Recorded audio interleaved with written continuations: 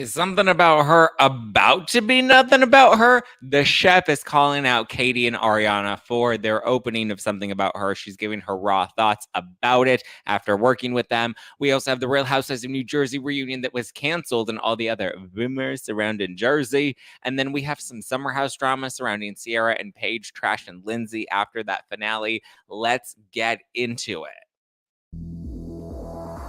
You're listening to No Filter with Zach Peter, your go-to source for all the latest pop culture and reality TV tea, served fresh all week long.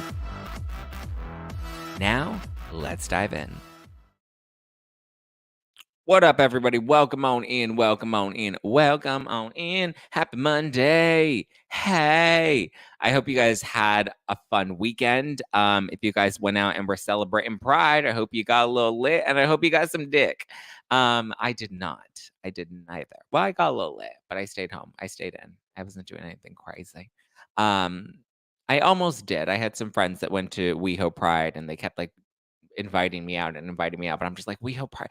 It's fun if you live in WeHo, right? And you can just, or you have a friend that lives in WeHo and you can just crash with them for the weekend. That's cool. But it's a lot. I'm in downtown, okay? It's not that easy to trek in and out of West Hollywood during Pride weekend when I got two big dogs at home. So I very gladly celebrated at home by myself watching Baby Reindeer. Is that what was the reindeer show on Netflix? I thought it was a documentary. Apparently it's not a documentary. It's like a scripted show and they have accents. So yeah. Also, please talk about Brittany Cartwright without her ring. I mean, are we surprised that she's not wearing her ring anymore? Good for her. She's done with Jack. She's like, thank you. Next, miss, moving on. Good for Brittany, Sarah. Okay. Shall we dive? We have so much. Let's get it, girl. Get it, girl. To the front, to the right, to the back, girl. It's your night. Okay, so I guess we can start with the Jersey stuff because this happened over the weekend. I kind of covered it over the weekend. But so it came out, what was this, on Friday, that there's not going to be a Real Housewives of New Jersey reunion this year. Ratings are down this year, which let's pull up the Bravo ratings right now, actually, because the ratings for Jersey have been real dismal. Let's see, Bravo ratings. 1 second, uno momento.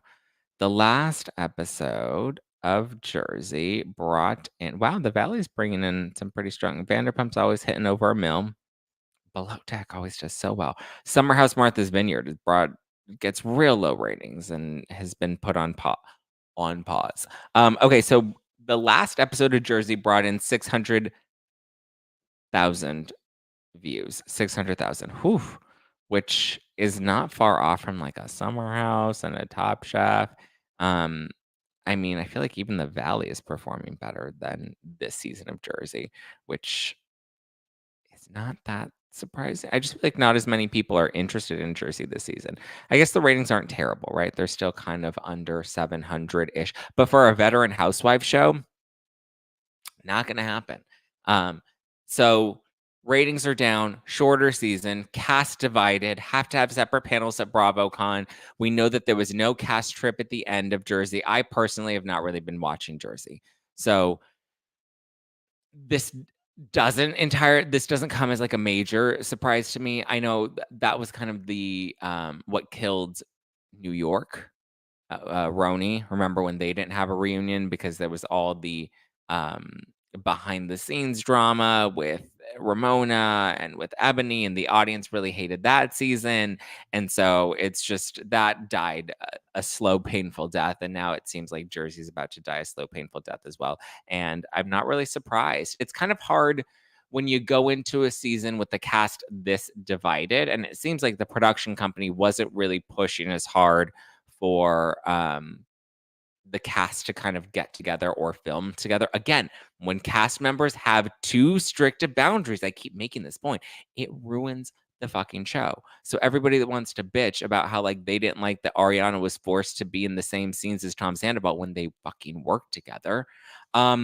Sorry, that actually made the show a little more interesting this season of Vanderpump. Everyone's like, oh, I didn't watch it and it wasn't that good. Bullshit. They had the highest ratings they've ever had. This was the highest and most watched season of Vanderpump. So let's not even try to flex that card of like, I didn't watch it. It wasn't even that good. Blah, blah, blah, blah. Bullshit. Get your panties out of your asshole and, just eat it, okay? Because that's really what it's at. This was one of the highest, most watched seasons of Vanderpump, and it was because people were compelled by the Scandal storyline. Nobody was like, "Ooh, let me tune in every week. I can't wait to watch Katie and Ariana open something about her. I can't wait to see another sandwich tasting." So, yes, Laura in the live chat makes a really good point. You can have boundaries in your personal life, but not on a television show.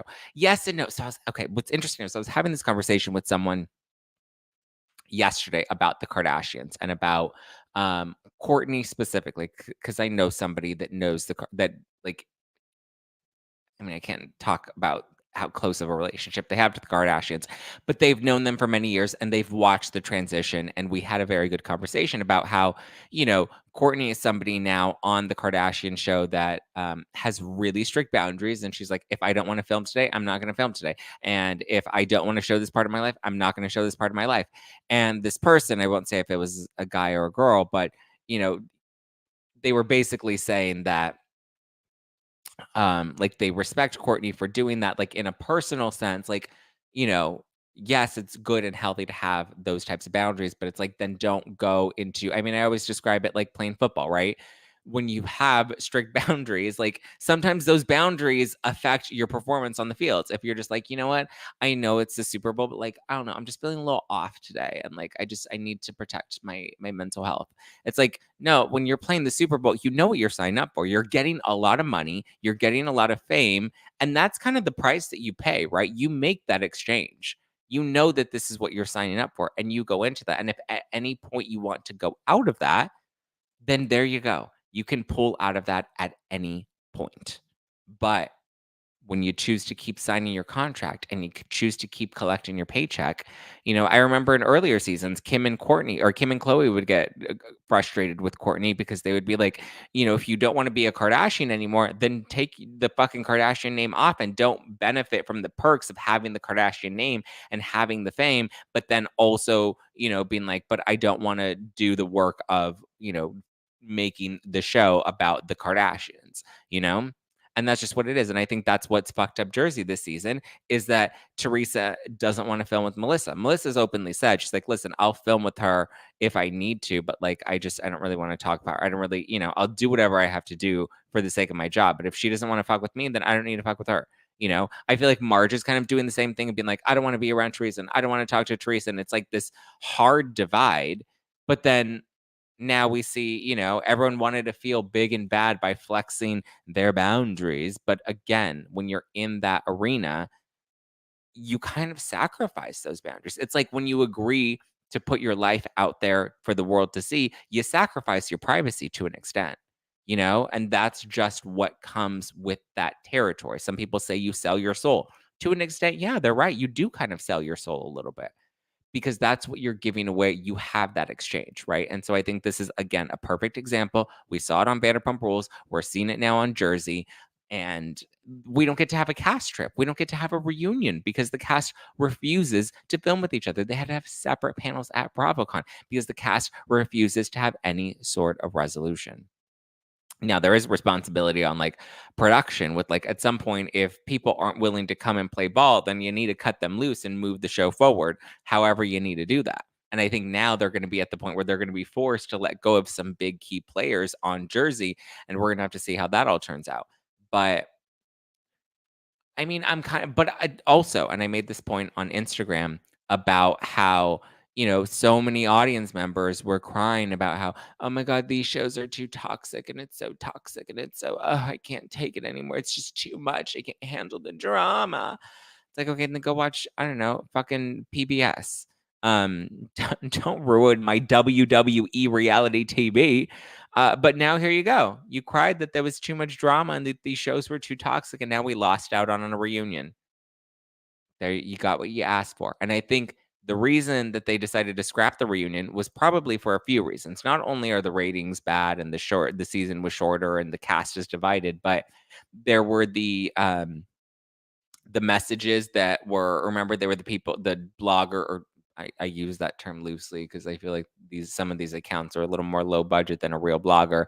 But there were these like social accounts that were DMing with housewives and like plotting to put out stories so that the women could talk about it on the show. And then there was like one of the accounts um ends up like outing that Jennifer Aiden was giving out advanced screeners for the episodes and stuff, which first of all, I don't like when these accounts, because there are some people, there are very few of us that have been in this game for a very long time that love what we do and that also respect that if we're going to have correspondence with, a reality star or, a housewife or whatever, we understand that there is a level of privacy that we're not going to go public with certain stuff, right? If they do give us some tea or some scoop, we respect that, like, we treat them as an anonymous source. And then we go on our podcast, we go on our blog, we go on our YouTube channel, whatever, and we talk about those things. But then there are these other little low budget accounts that like want a little attention and want to make themselves feel special. So then they go and they're like, I was talking to so and so, or here are screenshots of my DMs with so and so.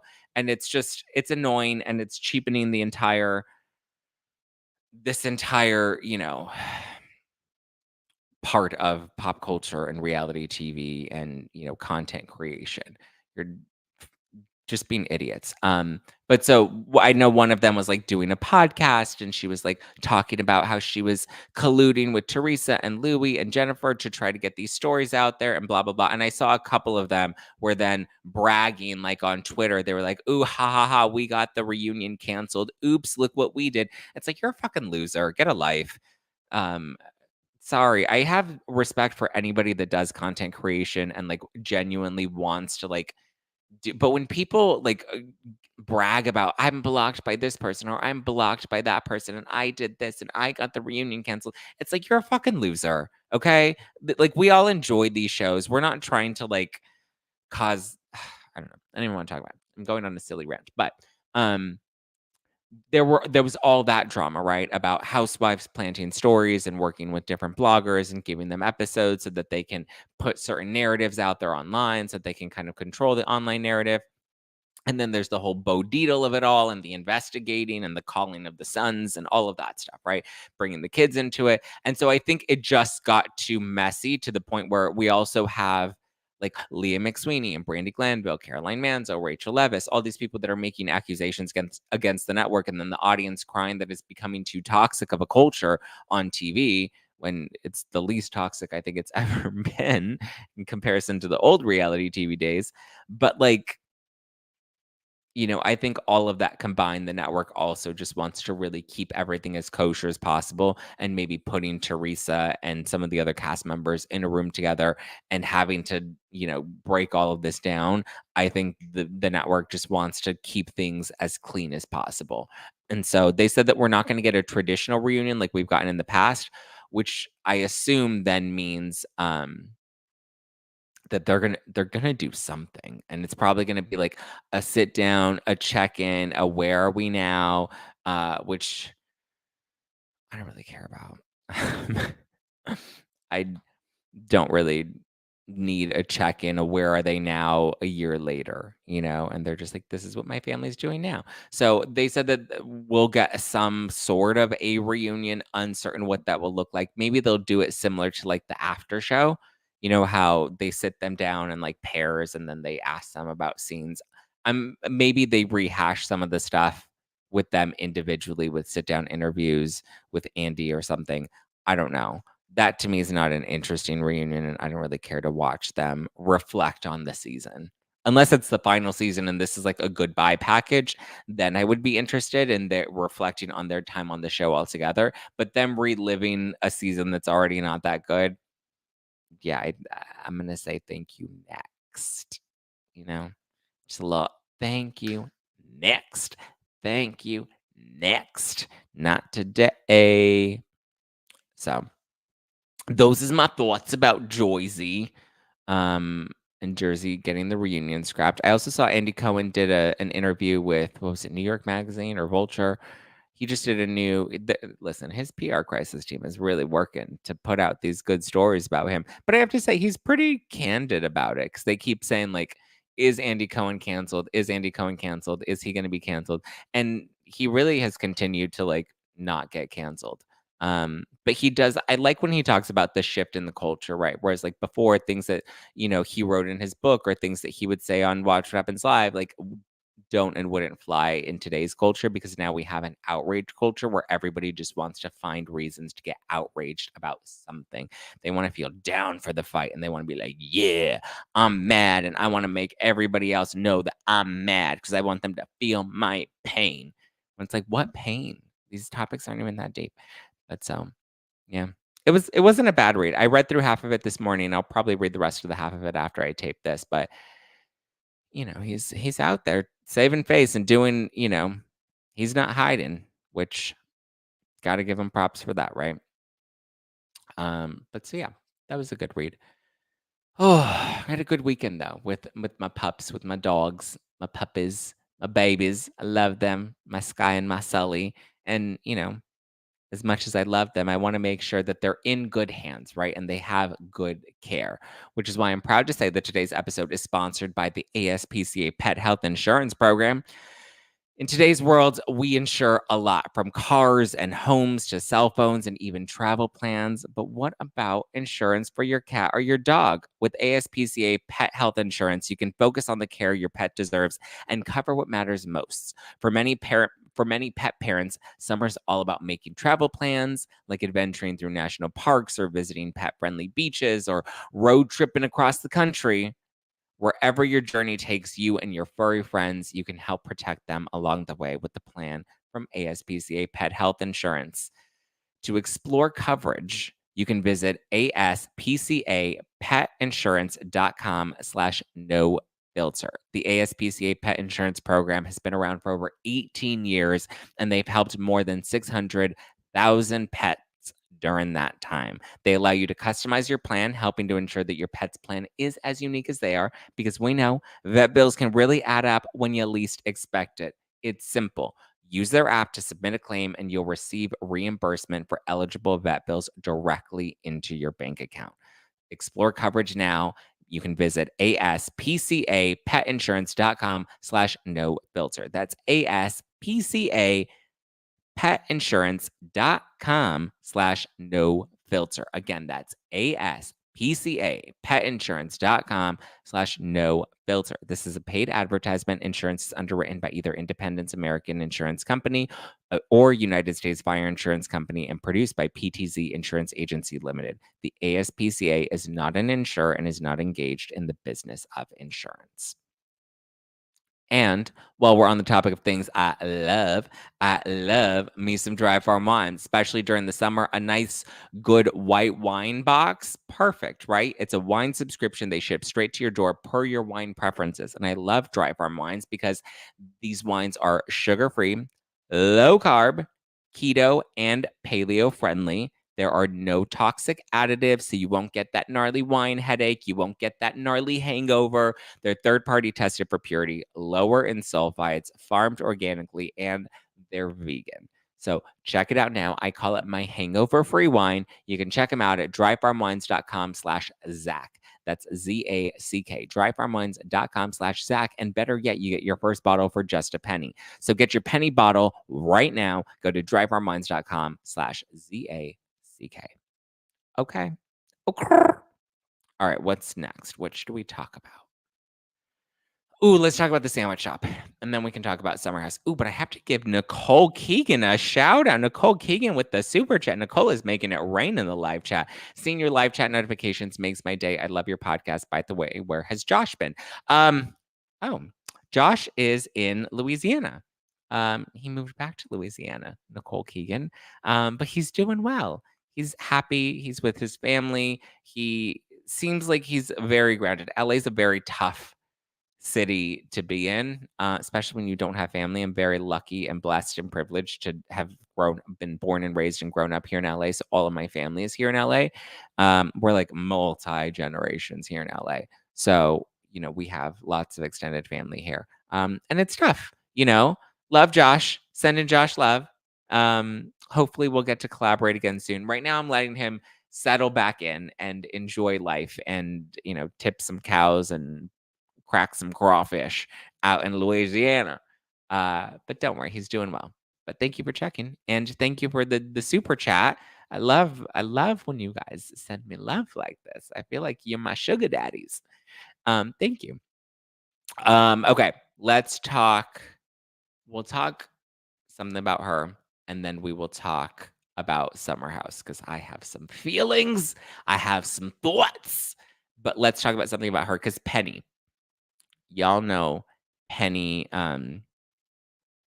What was her? Penny Davidi.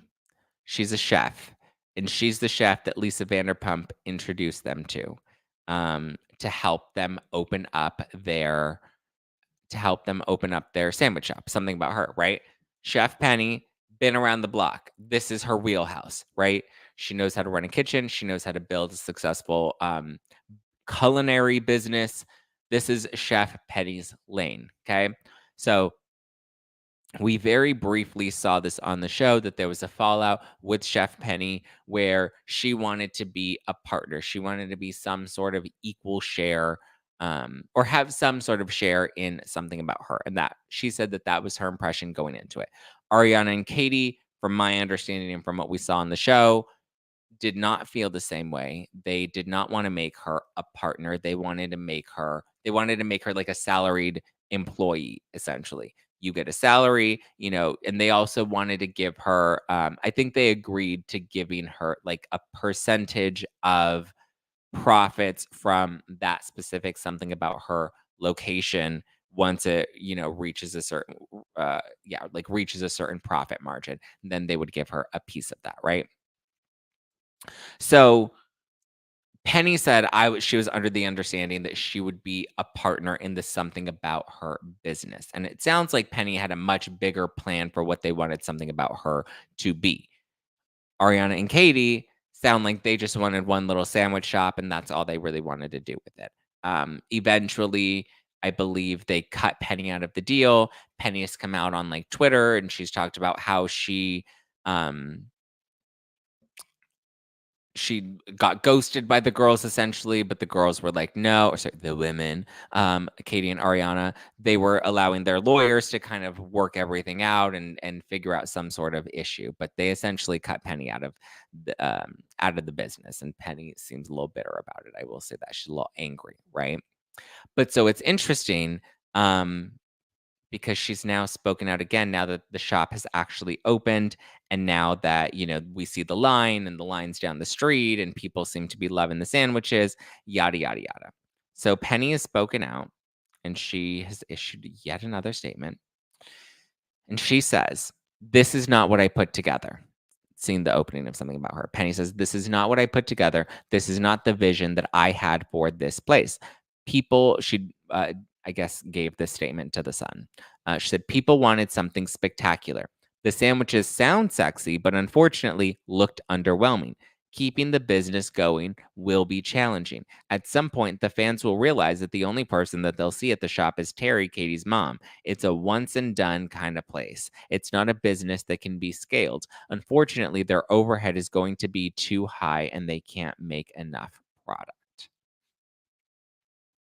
So, listen, I know you guys aren't going to like this, but yes, Penny does sound a little angry and bitter and resentful, right? I think she saw the success of something about her with the merch that they had launched, right? And I think she was a little salty about that because they didn't want to give her a cut of the merch money. They're like, no, you didn't. Your role is not the something about her business. Your role is this specific shop, so you don't get a cut of the proceeds or the profits from the merch. You get only a cut of something about hers sandwich shop, the West Hollywood location, once we reach a certain profit margin, right?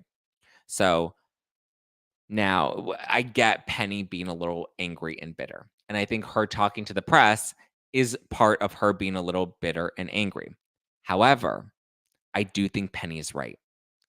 Only because this is her wheelhouse, and I saw that there were a lot of fans on Twitter specifically. I need to stay off Twitter, but I just like keeping a pulse, like where people stand on things. But I saw people on Twitter were like, "Yeah, she's just bitter. She's just angry.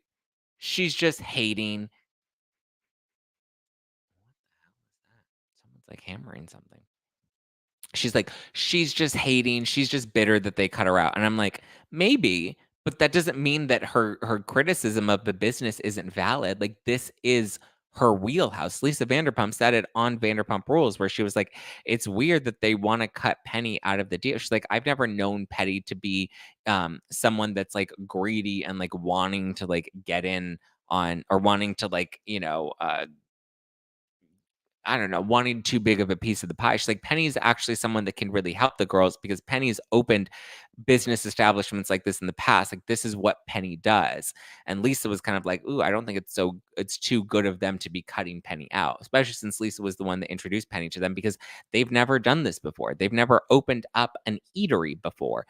They've bartended and maybe bust a few tables at Sir, but like they've never actually. Oh, well, actually, no. Katie, she does have experience. She's talked about that, how her family has run restaurants in the past. So Katie has some sort of experience. We also have Terry that's helping her run it as well. Zach, when are you going? I haven't gone yet. The lines have still been long. I wasn't going to go during Pride weekend because everybody's in West Hollywood and yet no. Um, but so it's just I think Penny's criticism is accurate. I think when it comes to scaling the business, I don't think they have an opportunity to scale the business, and maybe Penny had that vision for them to make this a much bigger business. I just don't think they care to make it a viable long-term business. I think it was something fun that they wanted to do, and it was a project that they wanted to take on, and they'll let the project slowly die. It'll be successful until it's not, and then they'll eventually close their doors. I don't hope that for them, but that's what I predict, you know? Um, it's just, let's see, what do you guys say? Joe Jack says, "Hey, Zach, why doesn't LVP offer her a job in one of her businesses and get Penny off their back? LVP seems to have ulterior motives." Why doesn't LVP offer her a job? You think Chef Penny needs a job? Chef Penny doesn't need a job. She's helped Lisa Vanderpump in the past. Penny doesn't need a job. Penny, I think, just thought that this was a really good business opportunity. But like I said, I don't think they plan to open multiple different shops. I don't think they plan to scale the business, in, all the ways that I think Penny had originally envisioned for them. I think once Scandal broke and they got busy and they, other priorities took precedent for them, I just think their focus on the shop just wasn't the main priority. And I think, unfortunately, Ariana, she has so much on her plate. And I'm happy that she's got a lot on her plate. I want to make that clear. But I think because she has so much on her plate, something about her is just like another little temporary gig. It's a Roxy on Broadway that'll last a few weeks. And then, it's a Love Island hosting gig right now. It's something that she sees for just kind of right now, and when she has the time to fit it in, she fits it in, and it's not something that I think is gonna be a big long-term priority for her, unfortunately, and I just I I don't foresee it lasting very long. Um, I just don't, unfortunately. Unless, like, Katie really does dedicate to it, but I think Penny makes a good point of, like, their overhead is so high, and Penny knows the prices. Penny knows the cost of what it takes to keep that business establishment open. Because not only has Penny worked at different businesses in West Hollywood, but she also was working with them with that specific location, right? They didn't even have the trademark for something about her until Penny came in and got the trademark, and I think Penny is still the owner of the trademark, actually. But so it's true. Like, even if you sell a certain number of sandwiches per day, like, you have to keep up with the demand. You have to make sure that the demand keeps coming in. I think I was talking with Chef Stu about this, and he was saying that they need to do at least 200 sandwiches a day. And if they do about 200 sandwiches a day, that'll give them X number of dollars per day, per week, per month, which should help with their overhead, and they should be fine. That's contingent on them being able to do that. And he actually had a couple of good ideas on how they may be able to do that outside of just being the sandwich shop. Like, he was saying they should go to studios nearby and do catering. Cause like, if the studios are looking for someone to cater meals for their cast and crew and they're buying from something about her, then that's guaranteed lunch that they're, guaranteed orders that they're bringing in. That's what a lot of hairstylists, when they launch different products and stuff, they usually go to like the studios and make sure that like they are stocked with product. Like that's a really smart thing to do in Hollywood is hit up the studios that buy in bulk and that, are constantly going to be reordering. Which would be, smart of them. I don't know how much experience Terry has with, that side of things. I know Terry's run restaurants in the past and Katie's helped with that, but you know, it's successful until it's not. That's not a prediction. Yeah, it is because some businesses are successful and stay successful. Other businesses are successful at the start, but the sustainability is where it starts to fall off. So, my prediction is that it will not be successful in the long run with some of the commentary that Penny is giving with, Chef Stu when I was talking to him about it, some of the commentary that he was giving, some of the feedback that he was giving, and he was making some really good valid points that I think would be helpful to them, you know? Common Sensei says the area is a sketchy area and the rent is too high. No one will care in a few months. I wouldn't say that that's a sketchy area at all. I would say that's a really good area. It's right off of is that Santa Monica? Right off of the main Santa Monica strip. It's literally in between the main Santa Monica strip and then on the other side of it, you have Sir at the end of that corner. You have Chiconi's right across the street. You have Catch on the other end of the corner. You have Craig's right across the street. You have Gracias Madre. Like these are all the restaurants that are surrounding that one little corner that they're on, or they're in the middle of the block. But surrounding that block are a lot of other really expensive, fancy restaurants. So I wouldn't say that that's a sketchy area at all. It's a great location.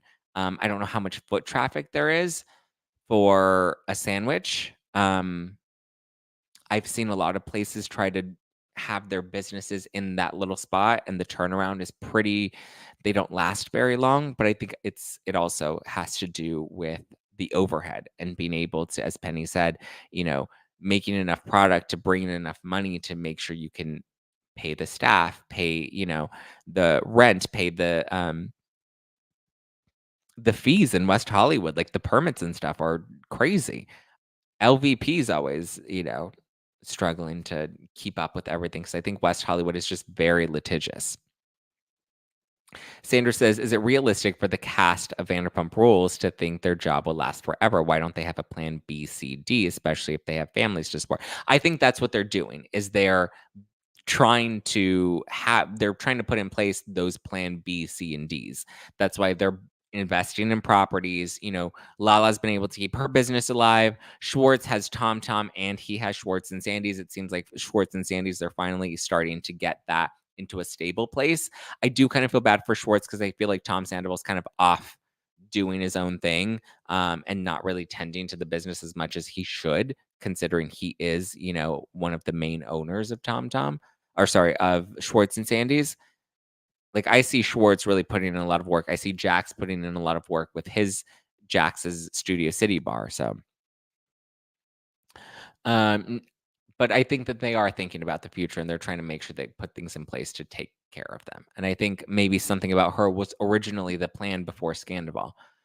Nikki B says money gets tight and they chose to axe Penny goes to their character. I don't think it was because money got tight that they chose to axe Penny. I think it was just the creative differences in their defense. I don't think they cut her because of the money. I think they cut her because they weren't on the same page with her. Brittany says, didn't she help create the sandwiches? Can she sue them for some money because they are using her recipes?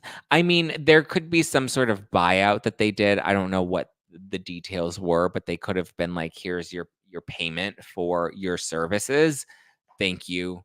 We're moving on, where they would technically like buy the recipes and that would become their recipe. And that's, I think, what Penny has done before, like recipe curation. But I think she makes a good point of being like the presentation isn't exceptional. Like it's become just like a standard sandwich shop that most people are going to for the novelty of Vanderpump Rules. And I've said this with a lot of different Bravo businesses. The novelty of these reality stars is only contingent on how relevant they are on the shows. Once they're off the shows, eventually, the novelty just isn't really there as much.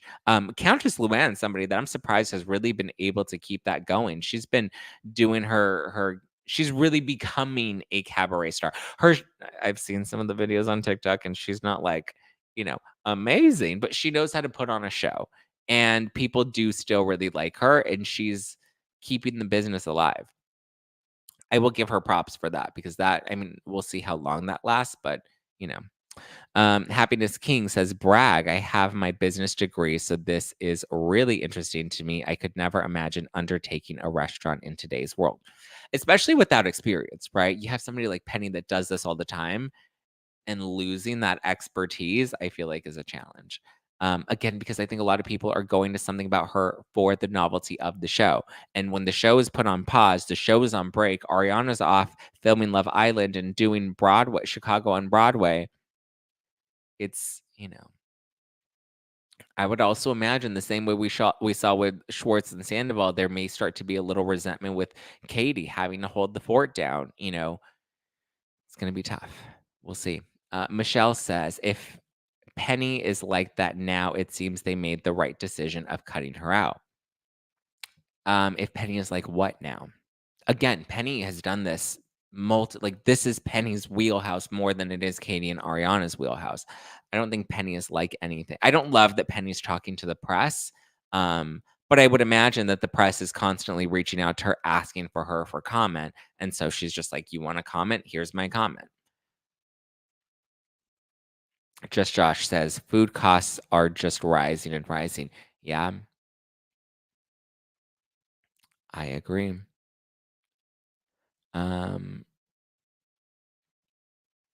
Common Sensei says, if you like the smell of piss in the streets, I guess.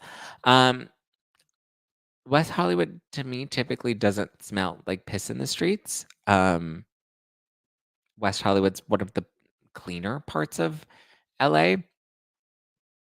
There are worse parts. I mean, listen, you don't want to smell like piss, then don't go eat on Skid Row. But I wouldn't say that it's not a bad location. It's a fairly decent location. I mean, a sandwich shop is a little tricky, but I wouldn't say that it's a bad location particularly. Michelle says, don't you think her critiques are going to be negative because she got cut out regardless of her experience? She's not a reliable source because of the contentious issues. Well, on that same note, I would say that all of the people that are praising something about her that are going in there are also going to be overwhelmingly positive because they are big fans of Vanderpump Rules and Katie and Ariana. So how do we know that they're on it? Their feedback of the sandwich shop is truly honest, if we're playing by that same note. I think that's a good point. Her critiques would likely be a little skewed given her experience with them, but I don't think that makes her feedback invalid.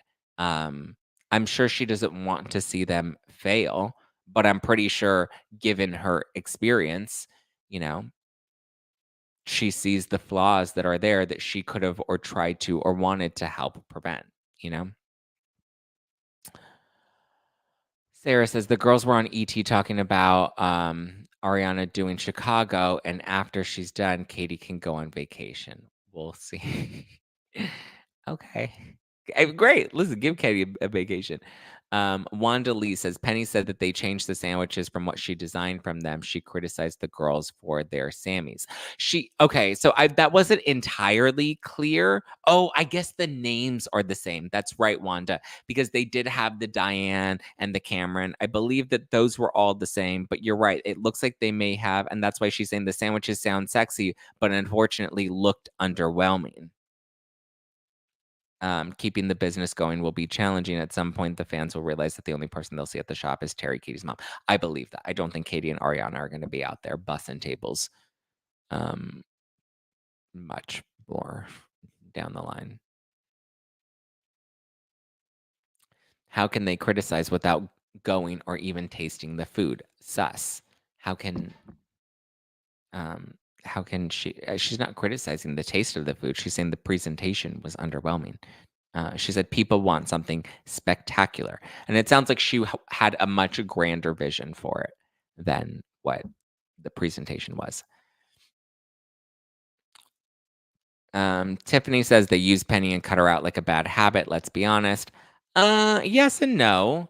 I wouldn't say that I mean, listen, I don't know what their relationship was like with Penny. We've heard Penny's side, we've kind of heard their side, but yeah, I don't know. M. Jordan says, LOL, Zach, you're a sad hater. Grow up. Okay, thank you. Sarah says, I didn't know Sandoval was doing the traders. Thanks for the info. Loving the live chat. I believe he is. I think I was the first person to reveal that. And then I saw Your Moms Are Watching posted something today about the rumored cast being including Robin Dixon, Sierra Miller, Dorinda Medley, Mary Cosby, Tom Sandoval, Dolores from Jersey, Catania, Chanel Ayan. Um, I don't know. I've definitely heard Dorinda. I heard Lindsay Hubbard, and I kind of put the pieces together that I believe Tom Sandoval is going to be on the new season of The Traitors. The other names I have not heard. I also did hear Monique Samuels. Uncertain if that's true. I have never heard Mary Cosby doing The Traitors. I did hear rumblings of Robin Dixon. I don't know if that's true, but this is the rumored cast. And some other reality stars that are not Bravo related. Who else is there? It looks like Bob Harper. Looks like he might be on the rumored list. Chrishell from Selling Sunset. Looks like I don't know if that's going to be true. It looks like another Bachelor guy. Okay, we'll see. We shall see. But I knew Dorinda was definitely going to be on it. Wanda says, no, they changed the sandwiches and bread they use for what Penny designed. Penny said one of the new ones was at the Michelle. Reminds her of a sandwich she designed. Oh, okay. So it looks like they redesigned the sandwiches and didn't use Penny's recipes. Kat says, Penny has experience and knowledge. They obviously made the bigger mistake cutting her out. Their ego was their downfall. I don't think they cut her out for ego, though. I think they thought Penny was, in their defense, I think they thought that Penny was the one with the ego, and that's why they wanted Penny to exit the business. But I think Penny's the one with the experience. Maybe she does have an ego. I don't know. I've never worked with Penny. I don't know her personally. But I mean, if Lisa has worked with her in the past and Lisa's vouching for her, then I feel like, I don't know, that has some sort of weight, right? So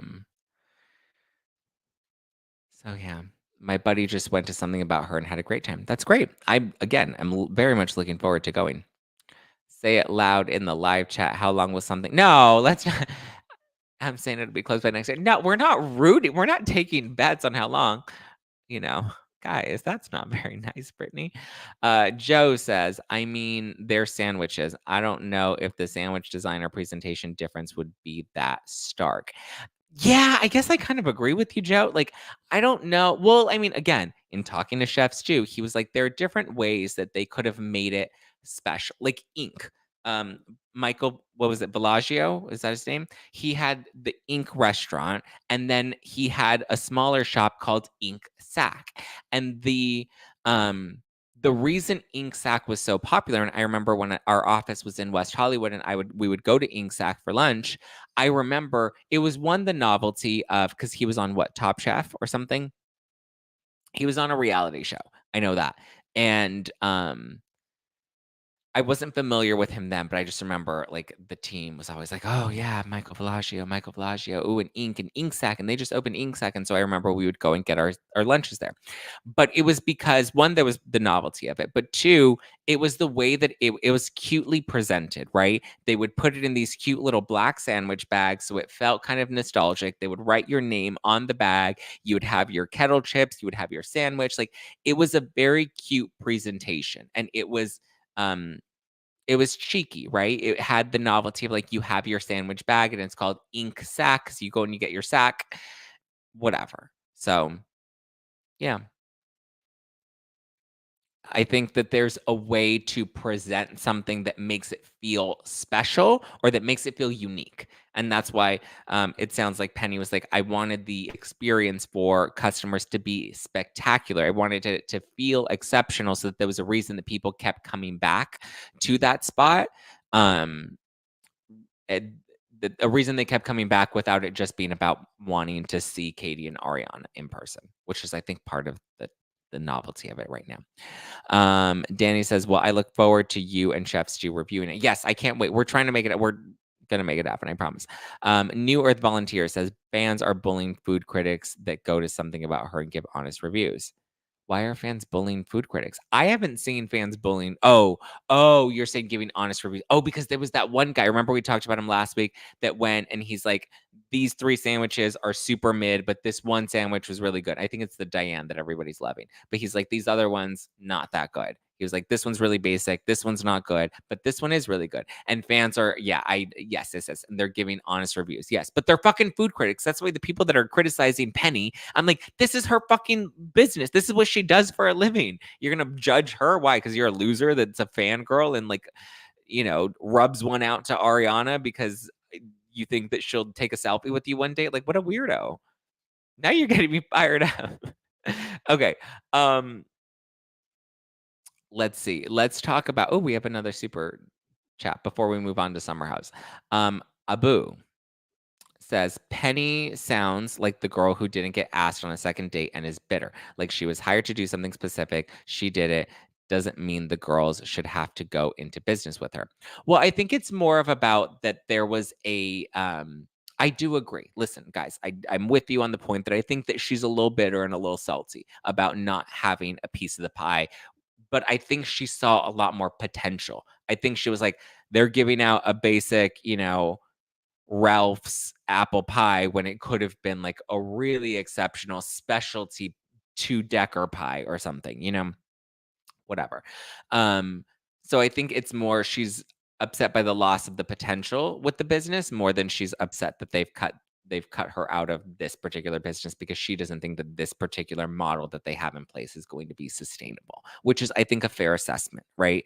But I don't think she's uh I don't think she's like mad that they didn't go into business with her. I think they also like led her. I don't know. There was just a miscommunication with what her role and stuff was going to be.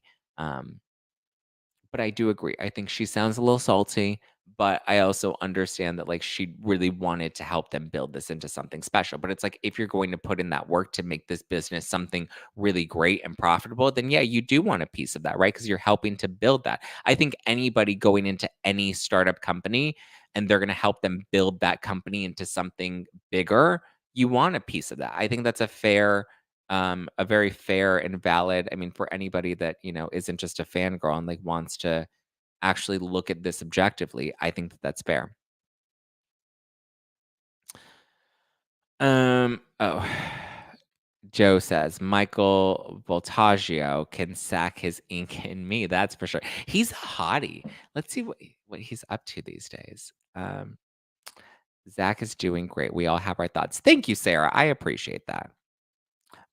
Selena says, I don't think their sandwiches look anything special. Got to keep an eye out for Celine. Or Nikki says, I can't believe we're talking about sandwiches. Nikki, I can't believe we're fighting about sandwiches.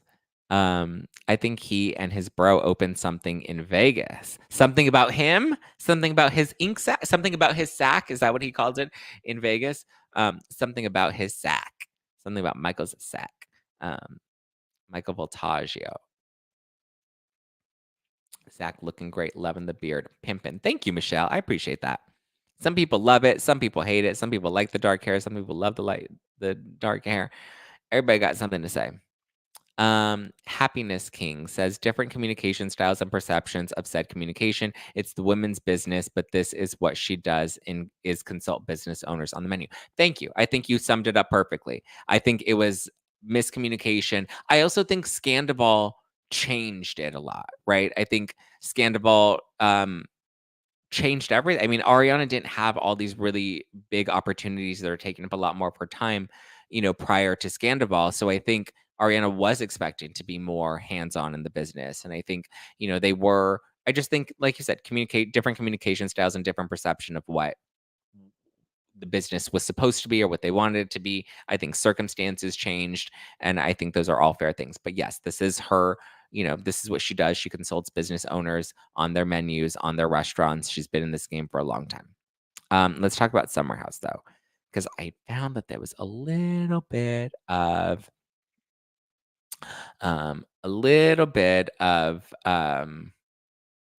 Hypocrisy. Okay. You might get mad, but let's talk about it. So the summer house finale aired. Highly anticipated. We see Carl breaking the wedding off with Lindsay. And Lindsay said she was blindsided, and Carl's like, she wasn't blindsided. Look at our fights throughout the summer. You can predict that this wasn't going to last. Maybe the relationship altogether wasn't going to last. I agree with that. I think you could see there were cracks. And I think him getting sober and her starting to drink again very much was a big issue. And I think I think I said this when they first broke up. I think it was a compatibility issue. I think they were looking at their futures very differently, right? So we get to the finale scene. We see Carl essentially break things off. I was under the impression that he was kind of saying, like, we're not ready to get married right now unless we work on these things. And I think she received that as, I'm calling off the wedding now. Where I think he was kind of under the impression, or he was kind of trying to say, maybe we postpone the wedding. And she was kind of trying to say, oh, I think the wedding is off. Which I think was the best decision for both of them, is to call off the wedding altogether. Right. That said, then we get to the final scene. And the final scene is Lindsay walking into Danielle's apartment, and we see Paige and Sierra and Amanda. And I was even kind of like, I know that they got a little friendly over this season, but like, are they really like, I feel like they don't really like Lindsay that much. And I feel like they're probably more Team Carl. To my surprise, or actually not to my surprise, that's exactly what we got. We have Amanda, who's already defending Carl before Lindsay gets there. And then we have Paige and Sierra trashing Lindsay on the after show after that scene was filmed. Okay. Which gets to the hypocrisy of it all. You're going to get mad. Okay. But here you go. So everybody said that they didn't like, and again, I want to preface this by saying, I repeat, I am not comparing Tom Sandoval to Carl Radke, nor am I comparing the breakups. Completely different situations, completely different players. I'm just calling out the hypocrisy amongst the Bravo fans, okay? Because when we had this finale of Vanderpump Rules air, everyone's like, I didn't want Ariana to talk to Tom Sandoval because that would be fake. That wouldn't be real. We want real scenes. Flex, queen. We like, yes, praise her, kiss her feet. She's amazing. Yeah, yeah, yeah. Ariana, go girl. She has snap boundaries, right? Okay, got it. You don't want fake scenes. You don't like when producers, set up when people have conversations with each other. Got it. It wouldn't be genuine. It wouldn't be real if Ariana had a conversation with Tom Sandoval. Okay. Let's get to the Summer House finale now. Because y'all know Paige and Sierra weren't texting saying, we need a rally around Lindsay. Let's go to Danielle's house and set up a girls' night. That ain't how it happened. You know what happened? The producers text Kyle and said, hey, you're having a scene with Carl today. We got the cameras up. The producers text Sierra and Paige and Amanda and Danielle and Gabby and said, hey, y'all are coming over to Danielle's apartment. We're going to have a scene where all the girls rally around Lindsay. And guess what? They showed up for their call time. And guess what? They hugged Lindsay and were like, oh my God, it's going to be okay. You're going to be okay. We love you, girl. We love you, right? Then once that was done, once they finished their, call time, once they finished their scene, they went on the after show and then talked shit about Lindsay. And Paige is there on the after show being like, oh, I can't when Lindsay has her fake her tears, no tears crying. And Sierra's like, she's just always the victim. And I don't get why Lindsay's always the victim in every situation. And then you have Paige, and Paige just like, well, I'm sure Carl had very valid reasons for why he broke up with her. Like defending Carl, trashing Lindsay. And I'm like, y'all were over there parading that final scene as if this were a women supporting women and all the women rallying around, all the women were rallying around Lindsay and good for them. And we like when the girls rally around them. But yet y'all were dragging Lala and Sheena, being like they were not supporting Ariana. They were not women supporting women. When I feel like Lala's frustration with Ariana was real, especially since it broke the fourth wall. And she didn't know whether producers were going to use that or not. She broke the fourth wall and didn't give a fuck. Her feelings were real. Her frustrations with Ariana were real. Sheena's frustrations with Ariana were real. Okay, that was real. Y'all say you want real, but then you don't like when real doesn't match with what you want to see on the show.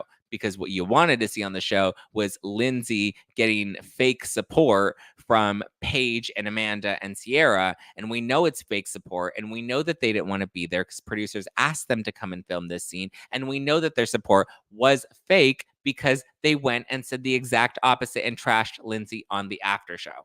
But yet you paraded that finale and you paraded that final scene, and yet you trashed when Lala and Sheena were honest, whether you call them bitter or angry or whatever, which is a whole other argument because everyone wants to label Lala as jealous and bitter and angry, when I'm just like, wait a minute, hold up. Why does Ariana get to have whatever feelings she wants?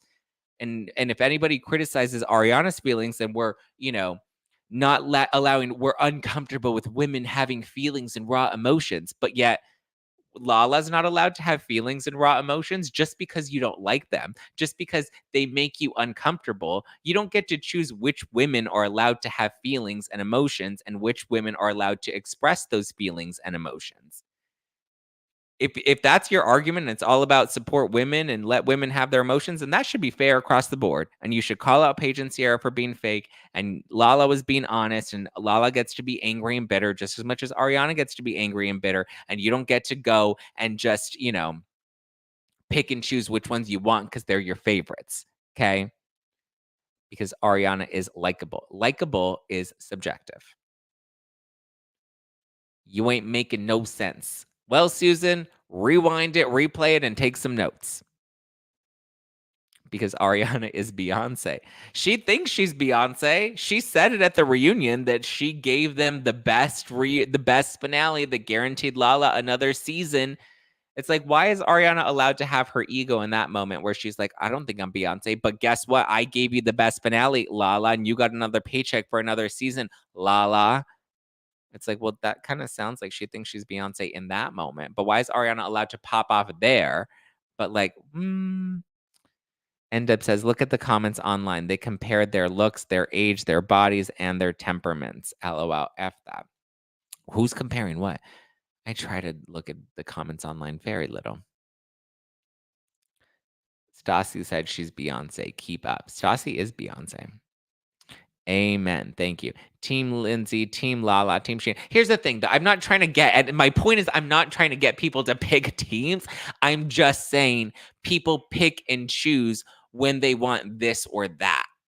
They have double standards, and it's so hypocritical. And I only say that, and I only call out the hypocrisy because people get so angry when you don't agree with their opinion about a reality show.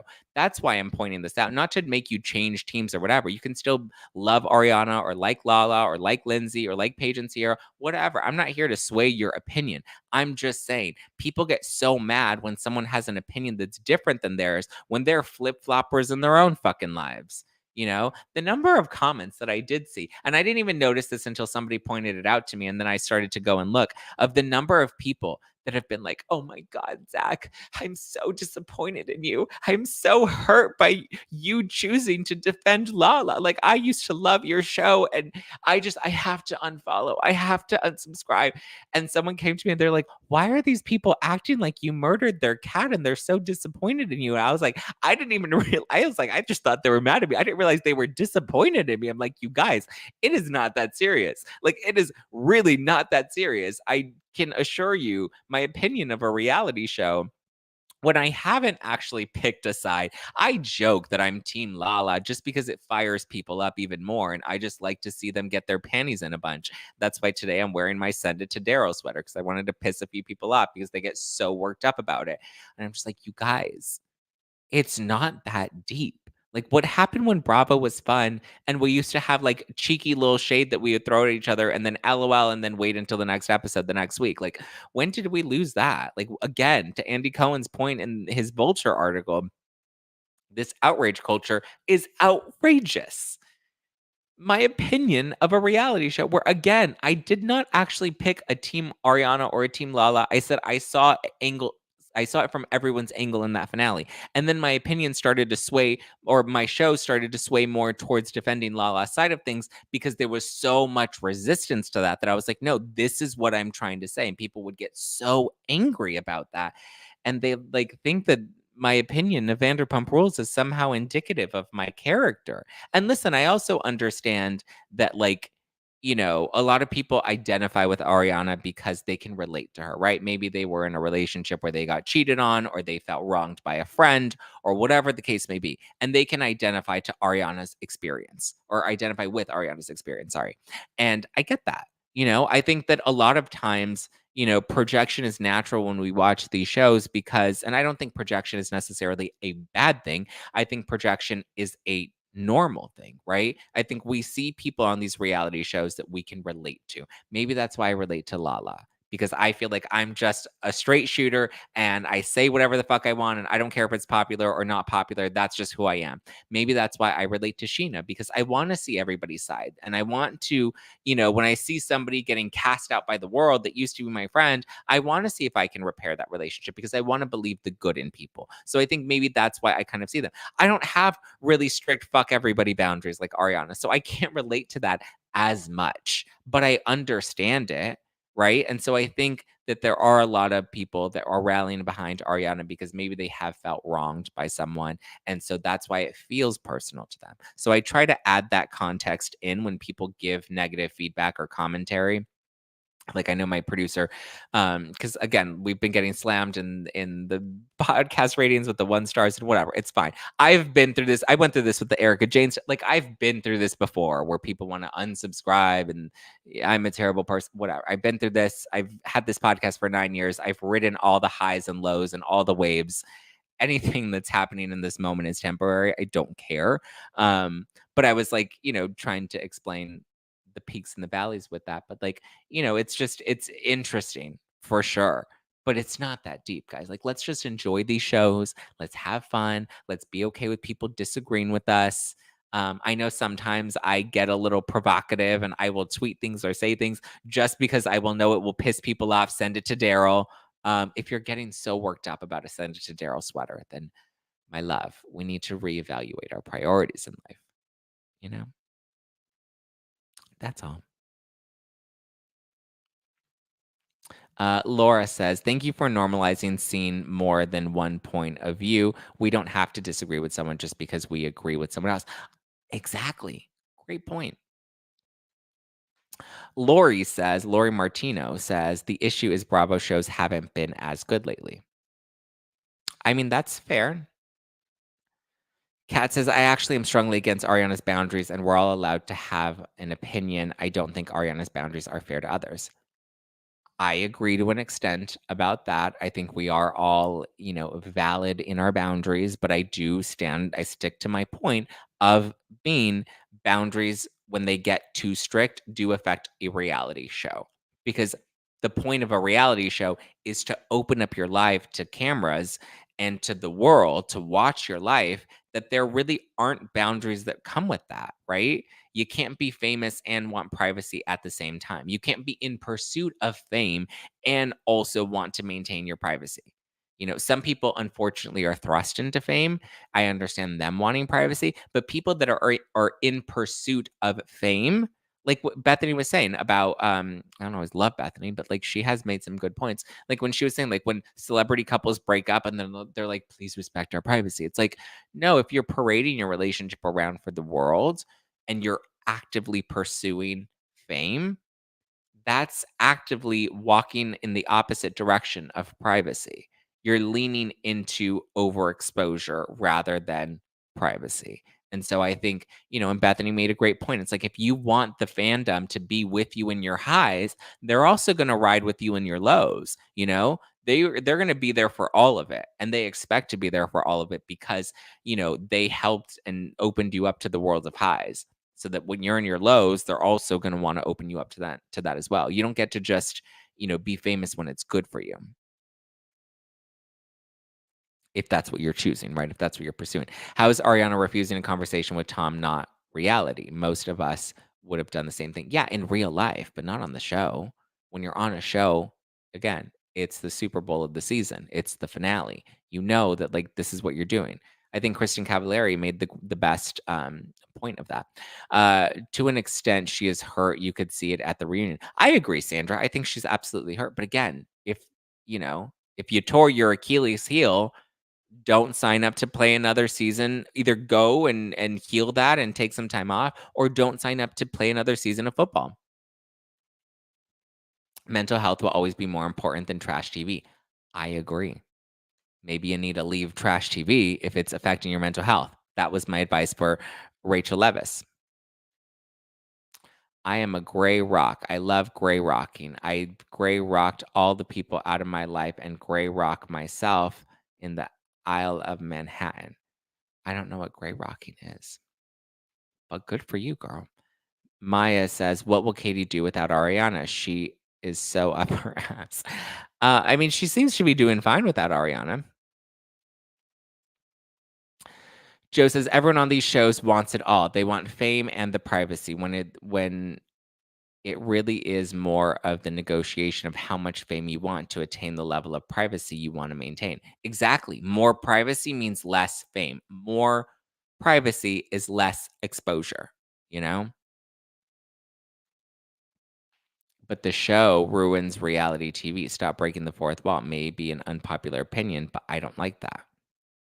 And you're one opinion in, an audience of many different opinions. I don't think that the fourth wall ruins reality TV. I think the fourth wall makes reality TV more real. They are filming a television show. They don't bust tables at SUR anymore. That's not real. But them filming a television show and this being their job, that's the reality of it. Leaning into the meta of it is reality. I think the Kardashians have done a good job of that with their new show on Hulu, even though some of them have some really strict boundaries. But their lives have become about filming a show.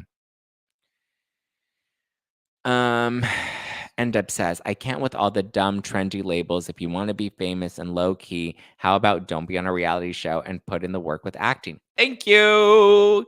Or leave reality TV and go make sandwiches. Lusku says, after the court date, what will Rachel speak about?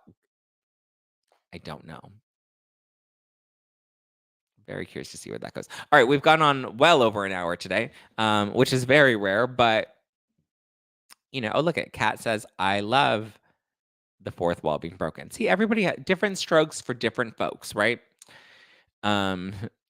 Sandra says, by the way, live for your hair this color. Thank you. And Nikki B says, I don't care about the fourth wall. Just keep fighting. See, and some people, again, it's like, and I feel like these reality shows have at this point become like WWE, right? Flip a table. Yeah. Joe's giving us a lecture on gray rocking, but I don't care. I love you, Joe, but thank you. All right, guys, thank you for tuning in to No Filter with Zack Peter. I appreciate you. I love you. I hope you have a wonderful. I see a lot of people talking about Jolene. Love Jolene. Jolene Lenzer, guys, go show her some support. I don't know why we're talking about Jolene in the live chat, but I do love Jolene. Jolene. Thank you, guys. I love you. I appreciate you. Catch 2 new episodes of the Pop Report dropping this Wednesday and Friday on all podcast platforms.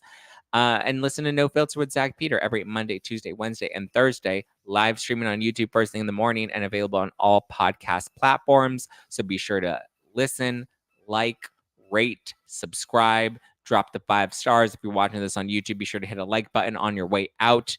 Hit subscribe.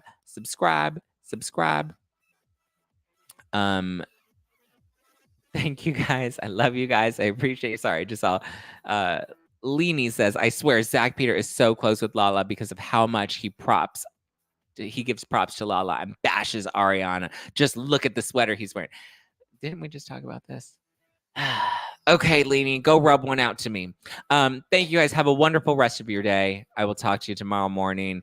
Hopefully we'll have, a much more in-depth conversation tomorrow. Love ya. Appreciate you. Give me a follow. Just been Zack. Follow the podcast at No Filter with Zack, and I'll talk to you later. Ciao for now. Bye. Bye. Bye. Bye. Bye. Bye. Bye.